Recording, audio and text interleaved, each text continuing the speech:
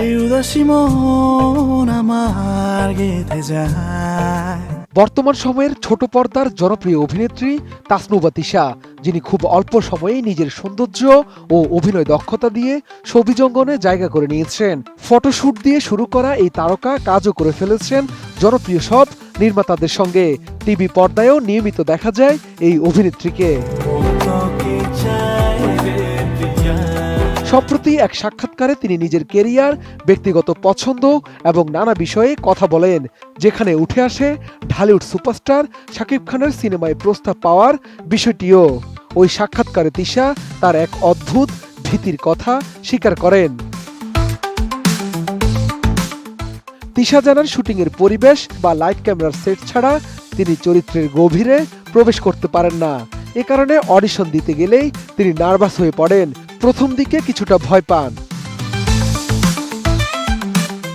নিজের ভীতির কথা প্রকাশ করে তিশা বলেন, আমি তো আসলে অভিনয় শিখিনি। অডিশন দিলে আমি নিশ্চিত যে আমাকে বাদ দিয়ে দিবেন, তাই সিনেমার মিটিংয়ে বলেছিলাম অডিশন ছাড়া নিতে পারেন। শাকিব খানের সঙ্গে কাজ করার সুযোগ প্রসঙ্গে অভিনেত্রী তাসনুভা তিশা জানান, সম্প্রতি তাকে শাকিব খানের একটি সিনেমার জন্য অডিশন দিতে ডাকা হয়েছিল, কিন্তু নিজের অডিশন ভীতির কারণে সেখানে আর অংশ নেওয়া হয়নি। তুমি আলতো করে ছুঁয়ে দিলে আমাকে। প্রাণ সসের মাখামাখি টেস্ট বার্গারকে করে তোলে আরো ইয়ামি, আরো জোস। প্রাণ সস, সসের বস।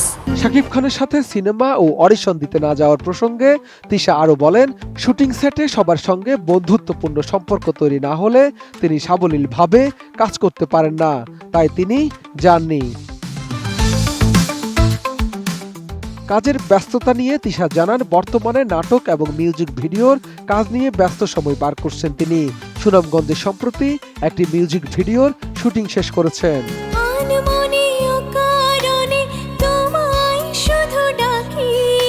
এছাড়া বড় একটি প্রজেক্টের কাজ নিয়ে তাসনুভা তিশার সঙ্গে কথা চলছে, যা আগামী ফেব্রুয়ারিতে শুরু হওয়ার সম্ভাবনা রয়েছে।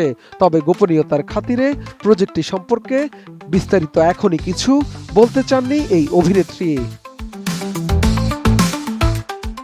নিজের সহশিল্পীদের নিয়ে তাসনুভা তিশা জানান, কাজের ক্ষেত্রে তানবীর, নিলয় এবং আরশ এই তিন সহকর্মীর মধ্যে মজার ছলে তিনি তানবীরকে কিল, নিলয়কে হুকআপ এবং আরশকে বিয়ের জন্য বেছে নেবেন।